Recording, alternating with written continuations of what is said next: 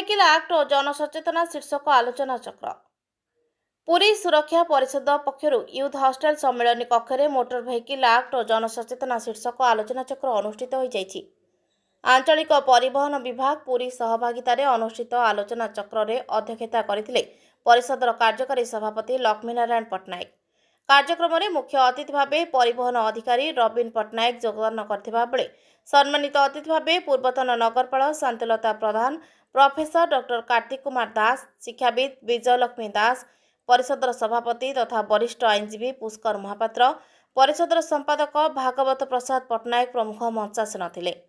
ଆଲୋଚନା ଚକ୍ରରେ ମୁଖ୍ୟ ଅତିଥି ଶ୍ରୀ ପଟ୍ଟନାୟକ କହିଲେ, ଯାନ୍ତ୍ରିକ ଓ ମୋଟର ଯାନ ସମାଜକୁ ଗତିଶୀଳ ଓ ଅର୍ଥାଭିମୁଖୀ କରୁଛି, କିନ୍ତୁ ଏହାର ଉପାଦେୟତା ଅପେକ୍ଷା ମୋଟର ଯାନ ଆଇନ ସଚେତନା ଅଭାବରୁ ବହୁ ଦୁର୍ଘଟଣା ଘଟି ଅଯଥାରେ ବହୁ ଅମୂଲ୍ୟ ଜୀବନ ନଷ୍ଟ ହେଉଛି। ଏଥିପାଇଁ ରାଜ୍ୟ ସରକାର ଓ ପରିବହନ ବିଭାଗ ପକ୍ଷରୁ ବିଭିନ୍ନ ଫୋରମ ମାଧ୍ୟମରେ ଏଭଳି ଜନସଚେତନା ଜାରି ରହିଛି। ସମାଜର ସବୁ ବର୍ଗର ଜନସାଧାରଣ ମୋଟର ଭେହିକିଲ୍ ଆକ୍ଟର ମାର୍ଗଦର୍ଶିକାକୁ ମାନିଲେ ନିଶ୍ଚିତ ଭାବେ ଦୁର୍ଘଟଣା ନିୟନ୍ତ୍ରଣରେ ହେବ। ଆୟୋଜିତ ଆଲୋଚନା ଚକ୍ରରେ ବିଜୟ କୁମାର ପଣ୍ଡା, ଡକ୍ଟର ଅଭିମନ୍ୟୁ ଭୂୟାଁ, ପଣ୍ଡିତ ସଦାଶିବ ମିଶ୍ର, ସୁରେଶ କୁମାର ପଟ୍ଟନାୟକ, ନାରାୟଣ ନନ୍ଦ, ଅଧ୍ୟାପକ ଭାରତୀ ଭୂଷଣ ଦାସ, ଭବାନୀ ପ୍ରସାଦ ବଳିଆର ସିଂ, ଆଶାଲତା ପ୍ରଧାନ ପ୍ରମୁଖ ଅଂଶଗ୍ରହଣ କରି ନିଜ ନିଜର ମତ ଉପସ୍ଥାପନ କରିଥିଲେ। ପ୍ରାରମ୍ଭରେ ପରିବହନ ଅଧିକାରୀ ଶ୍ରୀ ପଟ୍ଟନାୟକଙ୍କୁ ଉତ୍ତରୀୟ ଓ ପୁଷ୍ପଗୁଚ୍ଛ ପ୍ରଦାନ ପୂର୍ବକ ସ୍ୱାଗତ କରାଯାଇଥିଲା। ଶେଷରେ ସଦସ୍ୟ ସନ୍ଦୀପ କର୍ମକାର ଧନ୍ୟବାଦ ଅର୍ପଣ କରିଥିଲେ। ପୁରୀରୁ ଶଶାଙ୍କ ଶେଖର ମହାପାତ୍ରଙ୍କ ରିପୋର୍ଟ, ସଠିକ୍ ସମାଚାର। ଆପଣ ମିନିମମ୍ 10 ବର୍ଷରେ ଆମର 47,47,000 ଲୋକ ଖାଲି ପ୍ରାଣ ହରାଇଛନ୍ତି ରୋଡ଼ ଆକ୍ସିଡେଣ୍ଟରେ ଓଡ଼ିଶାରେ। ଆମ ପୁରୀ ଜିଲ୍ଲାରେ ମଧ୍ୟ ଆକ୍ସିଡେଣ୍ଟ ଗତ ବର୍ଷ ଅପେକ୍ଷା ଟିକିଏ ବଢ଼ିଛି। ସେଥିପାଇଁ ତା ପ୍ରତିକରଣ ପାଇଁ ଆସନ୍ତା 1/1/24ରୁ ଆମେ ବିଭିନ୍ନ ପ୍ରକାର ସିଷ୍ଟମ୍ ଚେଞ୍ଜ କରୁଛୁ। କାଲି ଆମର DRSNC ମିଟିଂ ଥିଲା, district road safety committee meeting ଥିଲା। ସେଇଠି କାଲି ଆମର ଗୃହୀତ ହୋଇଛି ପ୍ରସ୍ତାବ ଯେ ସବୁ ଅଫିସରେ ସମସ୍ତେ ହେଲମେଟ୍ ପିନ୍ଧିକି ଆସିବାକୁ ବାଧ୍ୟ।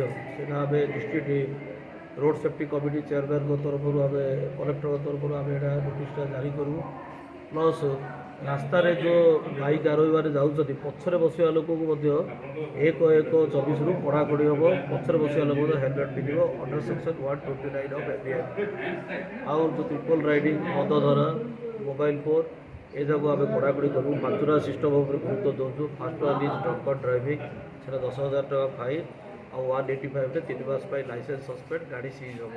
Second one is using mobile phone while driving in a dangerous manner, 184(c)ରେ 5,000 ଟଙ୍କା ଫାଇନ୍, 3 ମାସ ପାଇଁ licence suspend. Third one is speed driving. ଆପଣଙ୍କର ପୁରୀରୁ ଭୁବନେଶ୍ୱର NH 316ରେ ଆମର 80 km/h ଅଛି। ଯିଏ ଅଧିକ ଦାରୁ ଗଲା ସ୍ପିଡ୍ ଡିଟେକ୍ସନ୍ ହେଉଛି, ସେଇଟା 7,000 ଟଙ୍କା ଫାଇନ୍ ଅଛି। 181ରେ 5,000, 183 ବ୍ରାକେଟ୍ରେ 1ରେ 2,000, 3 ମାସ ପାଇଁ licence suspend. Fourth one is caring passenger in goods vehicle.